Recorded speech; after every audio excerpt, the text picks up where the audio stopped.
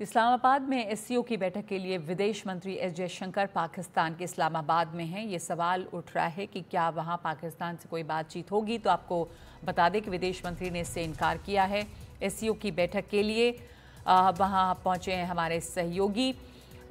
उमा शंकर सिंह, और ये इस वक्त पाक विदेश मंत्रालय की प्रवक्ता से एनडीटीवी की बातचीत भी हुई है, जिसमें ये खबर है कि विपक्षीय बातचीत से पहले ही इनकार हो चुका है। भारत और पाकिस्तान में एससीओ बैठक के बीच कोई भी द्विपक्षीय बातचीत नहीं होगी। उमा शंकर सिंह ने पाकिस्तान विदेश मंत्रालय की प्रवक्ता मुमताज़ ज़हरा बलोच से बात की है। उन्होंने भी कहा है कि ये एक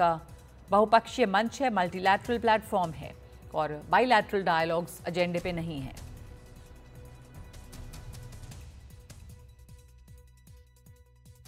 एससीओ की ये बैठक पाकिस्तान के लिए एक बड़ा मौका है और इस तौर पर भी देखा जाना चाहिए क्योंकि पाकिस्तान जो है वो इस मल्टीलैटरल बैठक को यहाँ आयोजित उसने किया है, बड़े पैमाने पे आयोजन किया गया। आपका तो सबसे पहले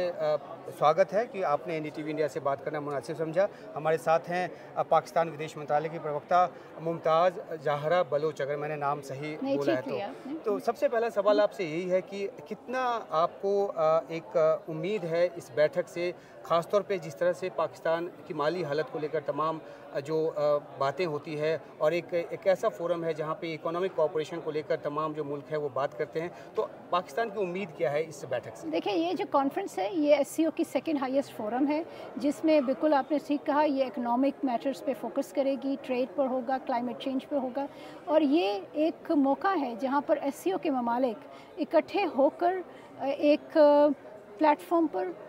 जो हमारे कलेक्टिव चैलेंजेस हैं, डेवलपिंग कंट्रीज़ के मसाइल हैं, जो इंटरनेशनल सप्लाई चेन्स अफेक्ट हुई हुई हैं, उसकी वजह से जो हम पर इम्पैक्ट आ रहा है, उस पर मिलकर कोई लाया अमल तैयार करेंगे एंड प्रेजेंट करेंगे एक vision how all of us can